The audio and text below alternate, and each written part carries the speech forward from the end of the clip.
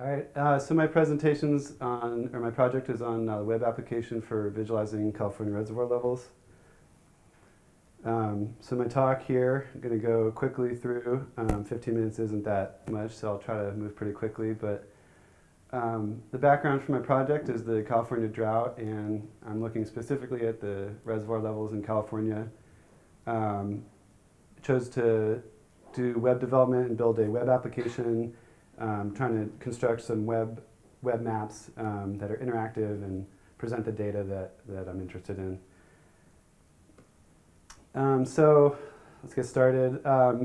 So this is a map produced by the U.S. Drought Monitor, showing the current conditions throughout the whole country. And you can see California is currently experiencing a pretty extreme drought conditions. I have a couple before-after pictures here of some reservoirs. This one's from July of 2011. It's at 97% capacity. And then it's a similar shot this is January of this year, and it's down at 36%. There's that same reservoir, Lake Oroville. There's one of the larger ones in the state. And similarly, you can see how that bridge is almost, that's where the capacity of the reservoir is, and this is more or less where it is now. And then another one, a couple more before-after pictures. This one was down at 17% capacity in this year.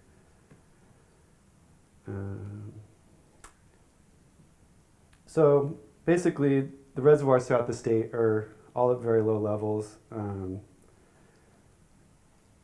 So looking at the drought in California, you have to look at it in the larger picture of climate change and hydrologic extremes. And back in 1999, this group was looking at the El Nino phenomenon, and basically or looking at the relationship between the El Nino pattern over the North Pacific and extreme precipitation in the western United States. And so winters, I guess, that are experiencing El Nino have a lot of precipitation. But they also looked in their study, they made comments such as recent decades have seen remarkable interannual climate fluctuations, and water supplies and water quality are increasingly stressed. A more recent study looking at this California drought in particular they concluded the periodic and inevitable droughts California will experience will exhibit more severity, and the abnormal intensity of the winter ridge is traceable to human-induced warming, but more importantly, its development is potentially predictable. So basically, these two research groups were looking at climate circulation patterns over the North Pacific and the resulting effect on precipitation in the western United States. So back to the reservoir levels. This is basically the focus of my project, and these are the 6 largest reservoirs in the state. And you can see, if you look at the current level versus the level a year ago, it's significantly below where these were at a year ago, and then compared to the historical average for this time of year. Like if we just look at the top one, Lake Shasta, it's currently at about 1 million acre feet, which is the unit that they report all these numbers in. A year ago it was at almost 7 million acre feet, but historically it should be about 2.7. On average, it'll be at like 2.7 for November. And this is basically how the data is currently published and presented by the California Data Exchange Center, where I got most of my data. So the objective of my project was to create a web application using open source software to better understand and visualize California reservoir levels. Basic methods. I installed QGIS. I wanted to use just open source software for this project, so I installed QGIS, which is the most popular open source version of ArcGIS, I guess you could say. I download data from online sources. I designed, developed, and deployed a web application. And the web application was written almost entirely in JavaScript. And I used OpenLayers 3 and jQuery, which I'll explain a little bit in a second. And then the data that I was using was pretty much just this California reservoir data. Some of the numbers are storage capacity, monthly averages, and then storage levels, for the last 10 years. QJS, open source desktop software, JS software. I used it to clean up some of the data, I guess you could say, and just make sure everything looked correct. And as I was getting data from online sources, I would load it up in QGIS and kind of get all my data together in that application. And then to make things prepared for the web, I actually produced files in GeoJSON format. So I was using QGIS to do some of that. As far as web development, these are the languages I used. I tried to make a little bit of a Christmas tree with the icons for the holiday, for the holiday spirit. But the bottom layer are these fundamental languages of web development, HTML5, JavaScript, and CSS3. On top of that are 3 JavaScript libraries, which include OpenLayers, jQuery, and D3. And on top I put the QJS icon again. OpenLayers 3, so this was a JavaScript library that I used to create the web maps. And there are other JavaScript libraries that do similar things, and I actually would like to explore more of that, but for this project I pretty much just used OpenLayers 3. Okay. If you want to get into the code and talk to me about that later, but it's all JavaScript. So if you're familiar with JavaScript, it's easy to use, I guess, or you can use it if you're familiar with JavaScript. So let me demo the application. Let's see here.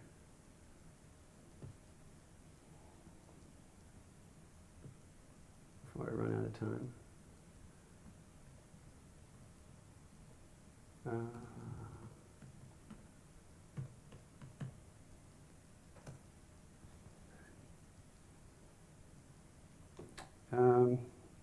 So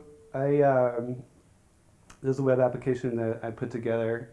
I created a little logo for myself, which I like to do sometimes, and came up with the name Superior JS. I mean, it was like the least of all the bad names I came up with, or the least bad of all the bad names.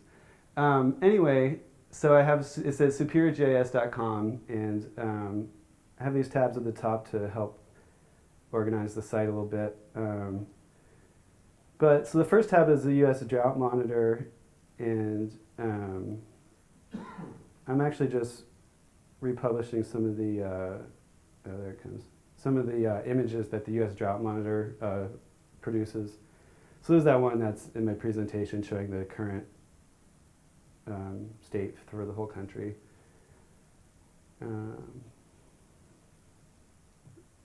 And then currently, this is what California looks like. And then I put together like an animation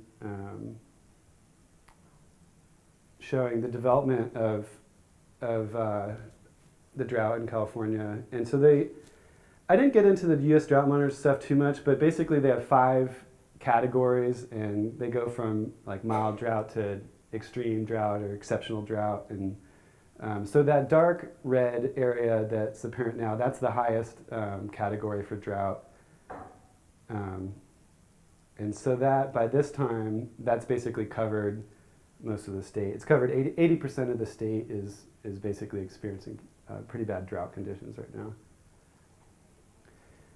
And so the web maps that I put together, first thing I did was basically try to get some base maps in. And this is not much. I'm just showing how how you can switch between different base maps that are available over the web. So reservoir capacity, this is a web map that I made showing the reservoir storage capacity for all the reservoirs throughout the state.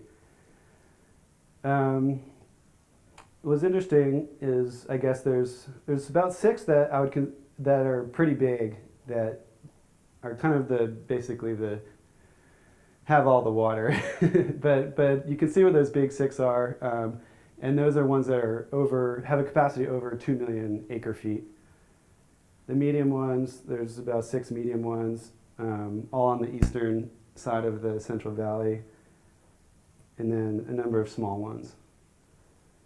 Also, I was able to, you can view the data by looking just at a particular hydrologic area. And so most of the reservoirs are either in the Sacramento River hydrologic area or the San Joaquin River hydrologic area. And it's actually the Sacramento River ones that are the most controversial. But in terms of how the water's used and how the water's sent to different places throughout the state. But anyway, so this is just a proportional symbol map that I put together, and it's like, like web maps, you can zoom in and slide around and stuff. Okay, and then reservoir levels, this is a very similar map, except I colored the symbols based on how low the reservoir level is. So the red symbols are ones that are very low, so it's less than 60% of the average for this time of year. And you can see most of the reservoirs are in that very low category. There's some low. I basically came up with these classifications myself, but it seemed like less than 60% of the average, you should start to get pretty concerned. And again, you can view it by hydrologic area. And there's a lot more that I would like to have done, but didn't really, have time to get to, or, but like web development is kind of an ongoing process, and you can always keep going with stuff. And then one more thing I'd like to show is this line chart that I put together. Oh, how come it's not showing up? Oh, can you guys see that at all? So basically there's a line chart, and as you roll over a line, it'll show you, it'll highlight that particular reservoir and give you some information about it. And also you could look at specific, these are the same hydrologic areas, and so you could highlight the reservoirs that fall into a particular hydrologic area. And this is about 9 years worth of data. You could tell the years by the oscillation of the graph. And basically, most recently, you can see the levels have gotten pretty low. Even, they've gotten low. And that's about it for the demo. I pretty much out of my time, I think.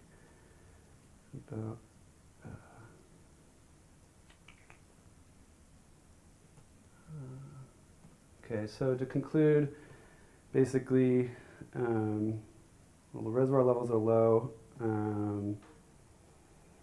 One thing that I came across doing this project was I realized that the big problem with California is not the fact that the reservoirs are low, but the fact that they've depleted their groundwater reserves at a pretty alarming rate. And this is images that were produced by a research group that looked at satellite data from the NASA GRACE satellites, which stands for Gravity Recovery and Climate Experiment satellites. And they're basically showing that the groundwater underneath the Central Valleys had a lot of loss of groundwater.